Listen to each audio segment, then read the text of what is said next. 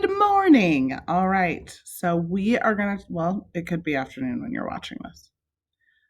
Happy times wherever you are, whatever you're doing. So we're going to go ahead and get started. We're going to be talking about ecology for this unit. And so what your job to do during this video is to take a notebook and you're just going to copy down notes with us. And you can always refer back to this PowerPoint if you have any questions about what a word means, or you can just email me. I am more than happy to go over it with you as well. So let's go ahead and get started. This is just our ecology unit. It's all the vocabulary that we're going to use, and it's just talking about the flow of matter and energy in our ecosystems. All right. So an ecosystem is a local ecological unit, and all that means is all the stuff that survives, all the animals and insects and plants and things like that, that basically how different animals, insects, and plants get their energy. And ecosystems are really interesting in that they can be really, really small, and there can actually be ecosystems inside of other ecosystems. So while you might have an ecosystem of, let's say, like a forest, you could also have an entire ecosystem in a tree that has fallen over and has been hollowed. There might be different ecosystems just inside that log. It's pretty interesting. So that is an ecosystem. If I am going too fast at any point and you need to stop so you can copy down the notes, that's totally fine. Feel free to press stop on the bottom, and then when you're finished, move on. Okay? A producer is just something that makes its own food. So we think of those as plants. And we know that plants get all of their energy from the sun. So anytime you hear the word producer, you're going to be thinking of plants. Now I know there's producers in social studies, but when we're thinking science, think of plants. Our next one is consumer. So a consumer is basically anything that feeds on something else. So that, I just had to move my head real quick. That might have been a little distracting, but it's fine. So a consumer is something that relies on a different organism to survive. So that is anything, as you see my lovely examples, as a spider, a wolf, or even a chicken. We are consumers because we rely on different things so we can survive. We can unfortunately not make our own food. Well, I can make a sandwich, but you know what I mean. I can't, I have to rely on other things to make a sandwich. All right, the next thing we're going to talk about is a decomposer. And a decomposer just breaks down different things that have died and basically adds nutrients to the soil. So these are things like fungi and bacteria.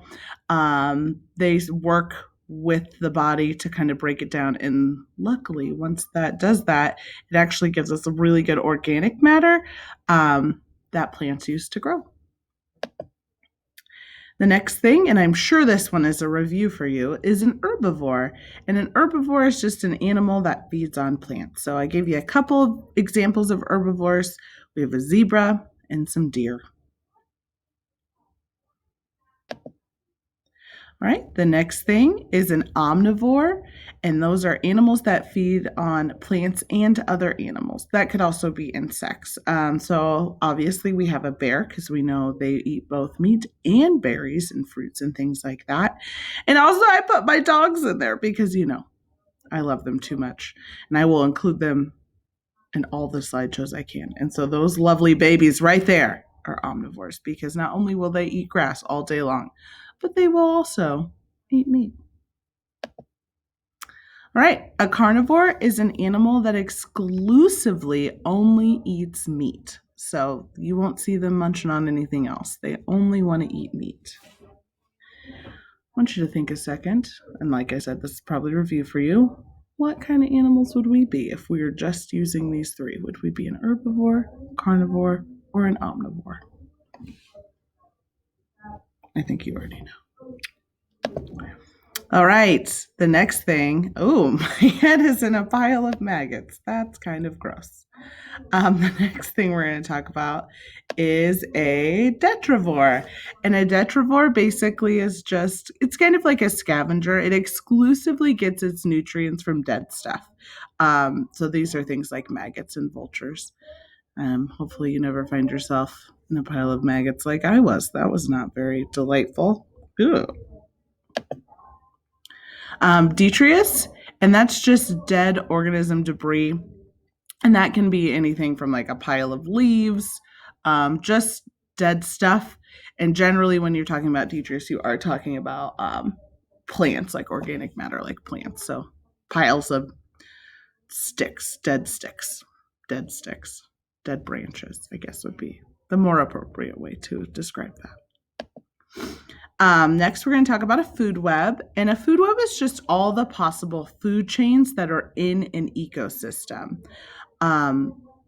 Essentially, I'm sure you've already heard of a food chain and it just goes one way. But in a food web, they kind of go all over it. And so it looks kind of wonky because animals generally don't just eat one thing, and lots of animals may eat the same thing. And so earlier we talked about how a food web connects a lot of the things on Earth because we rely on each other to get nutrition. All right, so with that, I'm actually going to end this video. So we'll stop taking notes for the day, and then we will pick this back up on Friday. All right, have a lovely rest of your day. Bye.